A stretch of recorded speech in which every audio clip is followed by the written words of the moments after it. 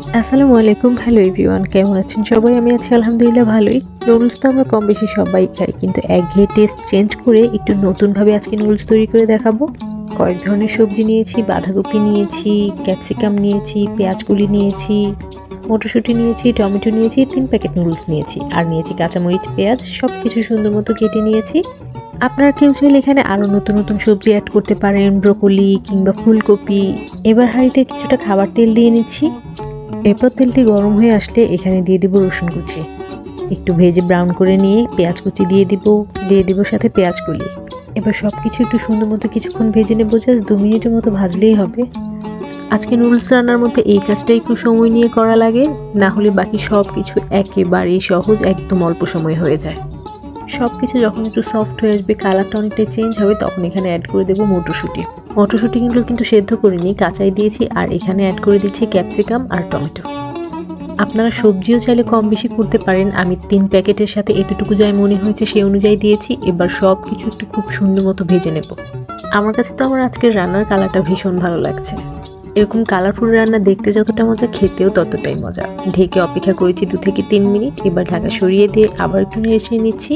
এরপর আমি এখানে অ্যাড করে দেবো বাঁধাকপি কুচি। স্টেপ বাই স্টেপ আমি কোন কোন সবজি অ্যাড করছি দেখবেন, জাস্ট হুবহু সেভাবেই দেওয়ার ট্রাই করবেন, খেতে ভালো লাগবে। এবার সব কিছু আমি আবার একটু ভেজে নেব। বাঁধাকপি হতে কিন্তু বেশি সময় লাগে না, আমি তো কাঁচা বাঁধাকপি সালাদও পছন্দ করি। এদিকে আমি ভাজাভাজির কাজ করছি, আর অপর সাইডে আমার 3 প্যাকেট নুডলস একটু পানি দিয়ে লবণ দিয়ে সেদ্ধ করে পানিটা ঝরিয়ে নিচ্ছি। খুব সুন্দর মতো ভাজা হয়ে গেলে দেখুন কালারটা অনেকটাই চেঞ্জ হয়ে আসছে। এবার এখানে 3 প্যাকেট নুডলসের মশলা অ্যাড করে দেব। আপনারা কেউ চাইলে এখন 2 প্যাকেট আর একদম শেষ পর্যায়ে 1 প্যাকেট দিতে পারেন, কিন্তু আমি শুরুতেই দিয়ে নিচ্ছি, আমার কাছে পরে ভালো লাগে না। এবার মশলার সাথে সবকিছু আবার একটু সুন্দর মতো মিক্স করে কিছুক্ষণ ধরে ভেজে নেব।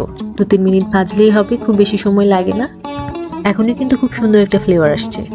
মোটামুটি সবজি সেদ্ধ হয়ে গেছে। এই পর্যায়ে এখানে আমি আমার সিদ্ধ করে রাখা নুডলসগুলো অ্যাড করে দেব।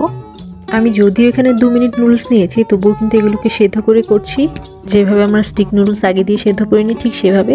এবার আমি এখানে কাঁচামরিচ দিয়েছি। আমি কিন্তু আগে কাঁচামরিচ তেমন দেইনি, কারণ তাহলে বেশি ঝাল লাগবে। আমি খুব বেশি ঝাল খাই না। এবার সব কিছু খুব ভালো মতো মিক্স করে নিতে হবে। এখনকার কাজটা কিন্তু খুবই সামান্য এবং খুবই সহজ। শুধু মিক্স করবেন, জাস্ট মিক্স করতে থাকেন সব কিছু। এই পর্যায়ে একটু লবণটা চেখে দেখতে পারেন, যদি কম মনে হয় তাহলে অ্যাড করে দিতে পারেন। ব্যাস 5 মিনিট ধরে এভাবে রান্না করলেই রান্নাটা কিন্তু একদম কমপ্লিট হয়ে যাবে। এই যে আমার নুডলসে আজকে ফাইনাল লুক। আমি এবার একটি প্লেটে তুলে নিচ্ছি। আমার আর তর সইছে না, আমি এখনই খেতে বসে পড়বো।